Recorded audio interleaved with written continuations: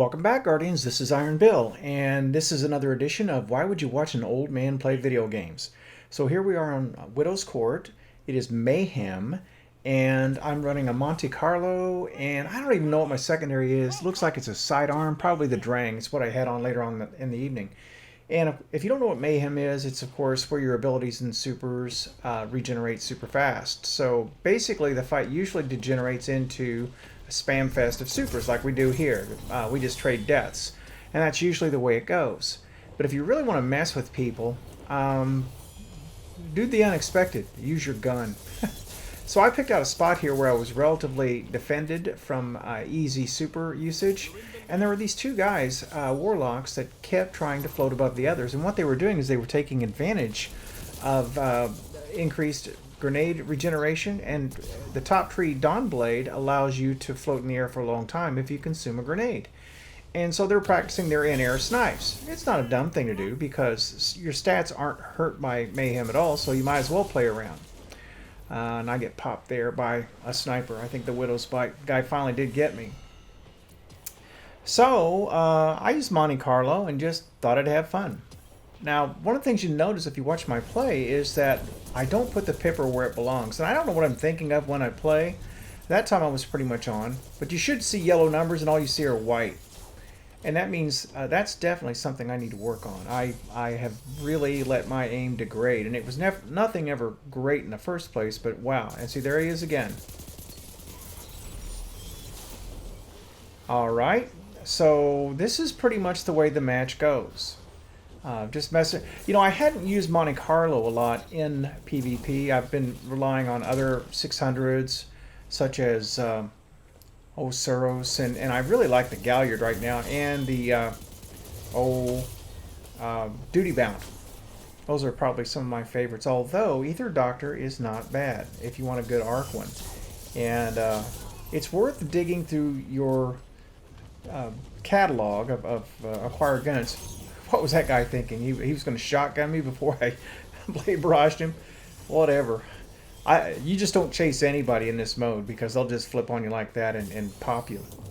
Anyway, it's worth going into your collections because there are probably some hidden gems in there. And I'd pull out about any 720 or 600 that had sights that you'd like to look at or had any reasonable mods on them. Now, since they're fixed rolls, you're not going to be able to mod them.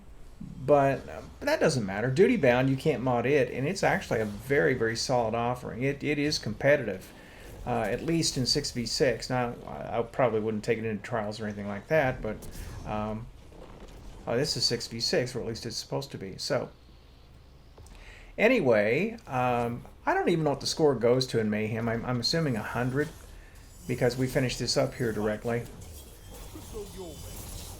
But, yeah, I actually had a pretty decent time in this. Let that guy get a little bit too close. And the mode is exactly what the name implies. I mean, it doesn't make a lot of sense. You're not going to live very long. You're not going to stack up big streaks. I think my longest was 5. I mean, unless you're an exceptional player and playing super cautious, which, what's the point of playing Mayhem if you do that? If you're worried about your stats, don't. Mayhem doesn't count towards your stats. So if you ever want to just get in and practice with stuff and it requires grenades or supers or anything like that, this is probably the place to come try it. You'll get ample opportunities in a match anyway, unless somebody's just shooting you down or shutting you down. Alright, not threading that line very well. Anyway, I get one more snapper on this guy, and out it goes. Alright, now the other thing that I was doing tonight, and this is a game of control, is I'm messing with hand cannons a bit more, and I need to get more proficient with it. Now, I can hit with a hand cannon, but snapping the head is another thing altogether. And once again, you want to see yellow numbers. And so I'm popping over in that direction. I see red on the radar, but I really don't see anything. And then I see this guy, and I put some good hits into him, and he's hurting. He's bleeding out. And I do the right thing, switching to the sidearm and pop over him, but unfortunately there were a lot of players around, and they cleaned me up. If it had been a 1v1, I would have finished him. Okay, now you see I put a lot of body shots into that person. He's ticking, and then his buddy pops up. And once again, body shots. Now, if I would hit headshots, 3 headshots would finish him. Now, I disengaged to recover, let my friend up here handle it for a bit,